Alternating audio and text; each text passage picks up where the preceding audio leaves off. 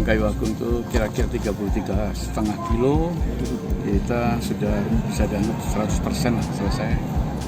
Hanya penyempurnaan, perapian, penyempurnaan. Jadi kalau untuk open traffic kita sudah siap.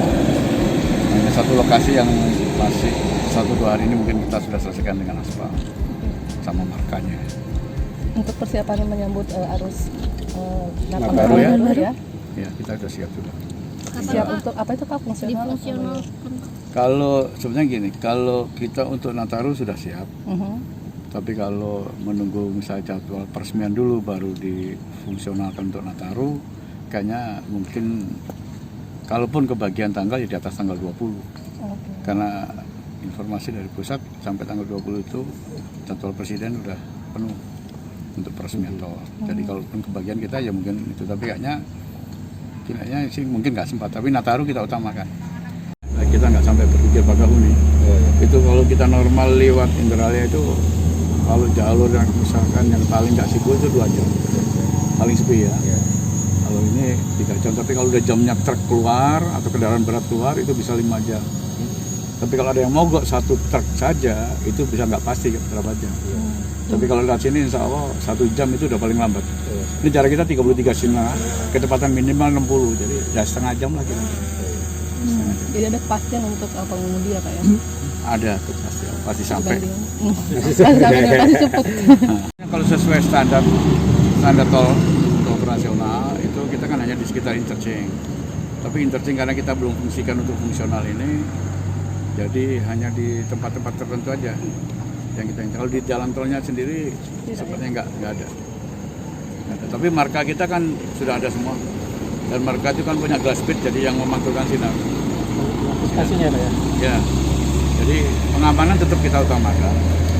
Yang menghambat tidak, tapi kan namanya kendala selain cuaca, kadang-kadang sosial ya, masyarakat yang mungkin tidak tahu legalitas dan apa itu mau ya istilahnya rasa tidak puas itu yang dilampiaskan, misalkan merusak pagar dan sebagainya.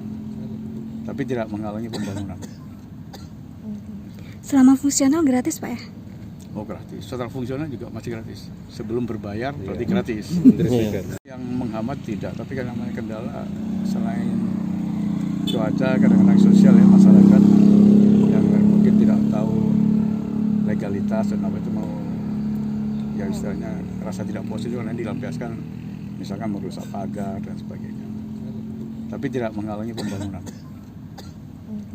Selama fungsional gratis Pak ya? Oh gratis, setelah fungsional juga masih gratis. Sebelum berbayar berarti gratis. Antisipasinya Pak ketika terjadi kecelakaan atau apa Pak? Kita koordinasi dengan Polres Oki untuk koordinasi laka lantasnya ya. Lantasnya sudah kita buat MOU-nya bahkan sampai di dinas kesehatannya juga dengan rumah sakit.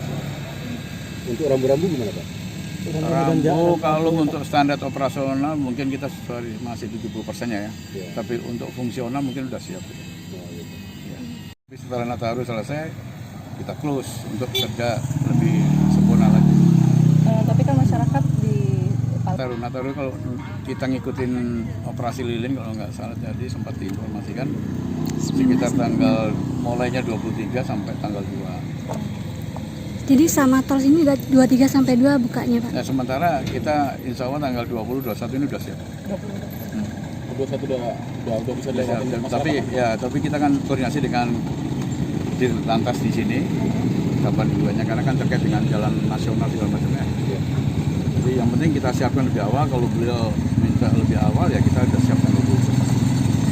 Kalau misalkan dibarukan operasi lilin ya kami pun juga siap. Yang difungsionalkan 2. Nah ini masih kita pikirkan praktisnya. Kalau tekanan arus ini kan hampir sama kayak arus mudik ya. Jadi satu lajur mudik, satu lajur arus balik seperti lebaran kemarin. Nah, tapi nanti kita matangkan lagi dengan koordinasi dengan di lantas dulu.